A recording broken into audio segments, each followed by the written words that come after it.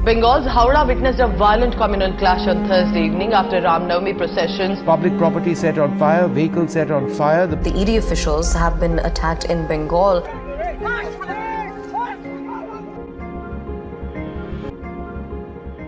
बंगाल में अब से शरिया कानून चलेगा। और दोस्तों ये बात कोई और नहीं बल्कि बंगाल की जो रूलिंग पार्टी है उसके एमएलए बोल रहे हैं। এখন তো একটা আমাদের মুসলিম কাস্টের সামাজিক আচার বিচার হয়ে থাকে।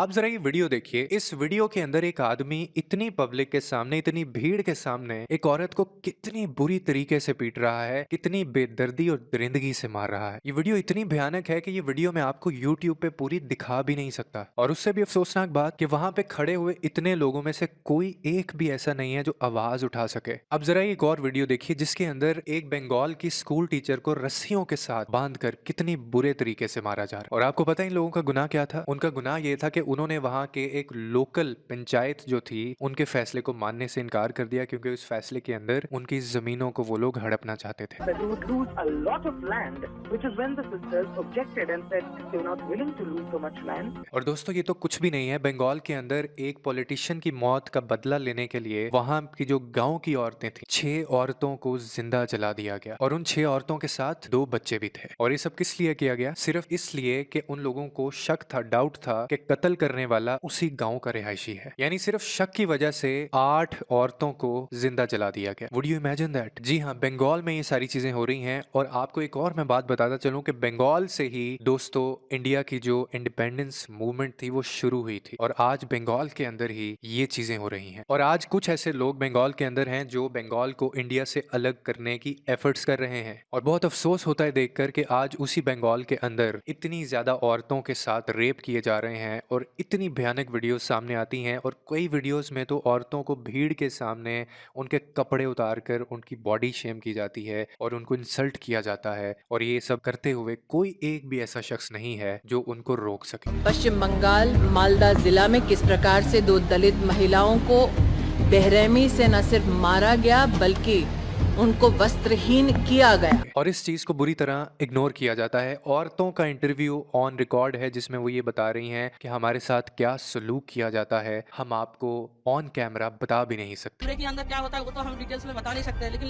लेके जाता था। हमें अपने साथ ले जाते, कभी नहीं जाने पर हमारे पति को पीटते थे। और उल्टा इंडियंस को ये कहा जाता है कि बंगाल जो है वो is the only safest place for women. जी हाँ, वही जगह जहाँ पे औरतों के साथ वो सलूक किया जाता है कि शायद मैं आपको वीडियोस तक नहीं दिखा सकता। और आज उसी बंगाल का ये हाल हो चुका है दोस्तों कि वहां पे जिस गुंडे का, जिस पॉलिटिशियन का, जिस रूलिंग पार्टी का जो भी दिल करता है वो अपनी मर्जी से वहां पे करता है। और कोई लॉ एंड इन्फोर्समेंट एजेंसी वहां पे काम नहीं करती, कोई रूल नहीं है, कोई लॉ नहीं है, कोई किसी को कुछ नहीं कहने वाला। और इस वीडियो के अंदर मैं ये साबित करूंगा कि इन सब के अंदर पॉलिटिशियंस और वहां की पुलिस भी उतने ही मुलव्वस हैं जितने के ये घनौना काम करने वाले। अब जरा आप ये वीडियो देखिए। ये वीडियो शायद आपने सोशल मीडिया के ऊपर भी देखा होगा। अब इस वीडियो के अंदर एक आदमी जो कि इतना हीनियस तरीके से मार रहा है, तशद्दुद कर रहा है। इस आदमी का नाम है तजम्मुल इस्लाम, जिसको उर्फ जेसीबी भी बोला जाता है। और ये वो बंदा है जिसके ऊपर ऑलरेडी इतने ज्यादा चार्जेस हैं कि अटेम्प्ट्स किए गए मर्डर्स के, किडनैपिंग के, रेपिंग के और पता नहीं क्या क्या। यानी जिस बंदे के ऊपर 12 क्रिमिनल केसेस चल रहे हों और उसके ऊपर कोई एक्शन ना लिया गया हो। और कितने केसेस में तो ये भी देखा गया है कि जो बंगाल की पुलिस है वो क्रिमिनल्स को खुद ही फैसिलिटेट करते हैं। अब संदेश खानी केस किसको नहीं पता? और आपको याद होगा कि ये केस पूरे इंडिया में नेशनल न्यूज बन चुका था और इसी के खिलाफ बंगाल की हजारों औरतें सड़क के ऊपर आ गई थी, जिनमें उन औरतों का ये क्लेम करना था कि टीएमसी के जो लोग हैं, जो पॉलिटिशियन हैं, जो रूलिंग पार्टी के लोग हैं, वो रात को इनके घरों में आते हैं और इनको अपने घरों से उठाकर टीएमसी के ऑफिसेज में ले जाते हैं और जहां पे दोस्तों उनके साथ गैंग रेप्स किए जाते हैं। रात भर हम सो नहीं पाते, रात को आके गेट में, खिड़की दरवाजा में वो लोग खोलने की बोलते रहते हैं। और आपको याद होगा कि लाखों लोगों ने इसके खिलाफ आवाज भी उठाई थी, लेकिन शॉकिंग ये है कि इन सब के अंदर जो बंगाल की पुलिस है उन्होंने क्या किया। And would you believe that कि वहां की पुलिस ने इस केस को मिस इन्फॉर्मेशन बोल के डिसमिस ही कर दिया। যেটা আছে there has been no case of যেটা আজ যেটা গত परसों और सिर्फ इतना नहीं, उस केस का जो मेन कल्प्रिट था, जो इसके अंदर इन्वॉल्व था, जो फैसिलिटेटर था इन सब चीजों के अंदर, शाहजहां जिसको कहा जाता था, उन्होंने उसको भी बरी कर दिया, ये कहकर के ये तो सिर्फ एक मिस इन्फॉर्मेशन थी, जबकि वहां पे ऐसे कोई सबूत नहीं मिले। और जब लाखों लोग इसके खिलाफ आवाज उठाने लगे, उसके बाद एनसीडब्ल्यू ने उन्होंने एक ट्वीट किया जिसके अंदर ये बात उन्होंने कही कि उल्टा पुलिस वाले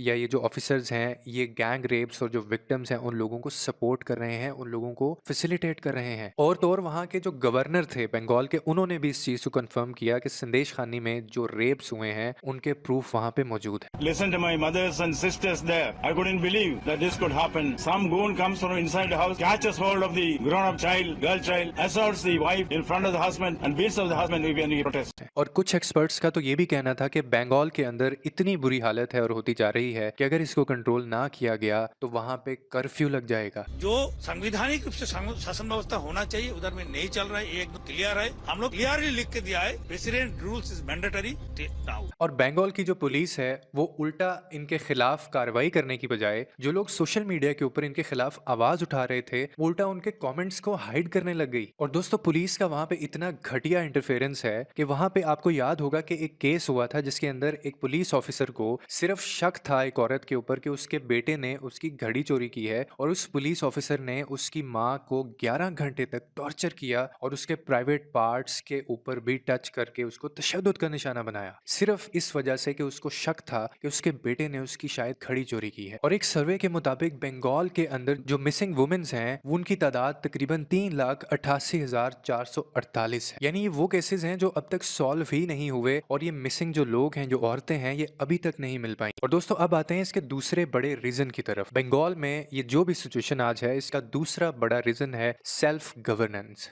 आज बंगाल के अंदर ऐसे कोर्ट्स चल रहे हैं, ऐसे वहां पे पंचायत चल रही हैं जहां पे वो किसी रूल को मानते ही नहीं है। यानी अगर किसी के ऊपर किसी को शक भी होता है तो वो वहां पे एक मजमा इकट्ठा करते हैं, और वहां पे जो विक्टिम होता है उसको बुरी तरह से पीटा जाता है, मारा जाता है, और कई दफा तो उसको दर्दनाक मौत के घाट पे उतार दिया जाता है, लेकिन उनको कोई पूछने वाला नहीं होता। इन्हीं कोर्ट्स में एक दफा 2018 में एक औरत जिसकी उम्र 22 साल थी, उसको कैंगरू कोर्ट्स ने एक सजा दी जिसके अंदर उस प्रेग्नेंट औरत को सिटअप्स करने के लिए कहा गया, और इस दौरान उसका मिसकैरेज हो गया था। और क्या आप जानते हैं उसकी गलती क्या थी? उस लड़की की गलती सिर्फ इतनी सी थी कि उसने शादी अपनी मर्जी से कर ली थी, और इन कैंगरू कोर्ट्स के लिए ये बात बहुत बड़ी थी क्योंकि ये किसी रूल ऑफ लॉ को मानते ही नहीं है। और फिर 2020 में एक ये केस भी देख लो जिसके अंदर एक लड़की को 10,000 फाइन कर दिया गया, और उसके बाद उसको एक गैंग रेप की सजा भी सुना दी गई। और उसके बाद 4 से 5 लोगों ने मिलकर उस लड़की के साथ रेप किया। और उस लड़की की गलती क्या थी? उस लड़की की गलती सिर्फ इतनी सी थी कि उस लड़की ने अपने बॉयफ्रेंड के साथ बाइक पे जाके बाहर खाना खाया। और ये जो गैंग रेप की सजा है, ये बंगाल के अंदर बात बात पर सुना दी जाती है और इनको कोई पूछने वाला नहीं होता। और अब आप ये सोच रहे होंगे कि कोई इनके अगेंस्ट क्यों नहीं जाता, कोई इनके खिलाफ एक्शन क्यों नहीं लेता। तो कोई भी अगर इनके खिलाफ एक्शन लेता है तो उसको तो ये वैसे ही जान से मार देते हैं। अब टीएमसी लीडर हमीदुर रहमान से जब इसके ऊपर कुछ बोलने को कहा गया तो उन्होंने ये स्टेटमेंट दिया। এখন তো একটা আমাদের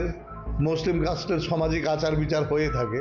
अब जब हमारे पॉलिटिशियंस ही अगर ऐसी स्टेटमेंट्स देना शुरू कर देंगे तो ये जो गैंग करने वाले ग्रुप्स हैं उनको तो हौसला ऑटोमेटिकली मिलेगा ना। और इसके बाद आते हैं इसके तीसरे बड़े रीजन की तरफ, जो कि पॉलिटिकल बैकिंग है। यानी जो पॉलिटिशियंस इन लोगों को बैकअप देते हैं, सपोर्ट करते हैं और इसके अलावा फैसिलिटेट करते हैं। और इस चीज को अब एनसीडब्ल्यू भी एडमिट कर चुकी है, जिसमें उनका ये कहना है कि बंगाल के अंदर जो पुलिस काम करती है वो बहुत ही ज्यादा पॉलिटिकल प्रेशर के अंदर होती है, जिसकी वजह से वो इन लोगों का कुछ नहीं कर पाती। अब जरा आप ये वीडियो देखिए जिसके अंदर एक औरत को कितनी बुरी तरीके से मारा जा रहा है। और ये वीडियो 2 साल पहले की है। जब 2 साल पहले इस वीडियो की इन्वेस्टिगेशन की गई थी तो सामने आया कि इस वीडियो के अंदर जो लोग इस औरत के ऊपर तशद्दुद कर रहे हैं, ये लोग कहीं ना कहीं पॉलिटिकल पार्टीज के बहुत क्लोज हैं और अक्सर उनके साथ भी नजर आए हैं। जिसका मतलब ये है कि 2 साल तक ये इंसान बिल्कुल खुलेआम घूमता रहा, और 2 साल के दौरान भी इन्होंने कितने और ऐसे काम किए होंगे, कितने और ऐसे लोगों के साथ गैंग रेप किए होंगे। और एक रफ से सर्वे के मुताबिक 49% वहां के जो एमएलएज होते हैं, जो इलेक्टेड होते हैं, उनका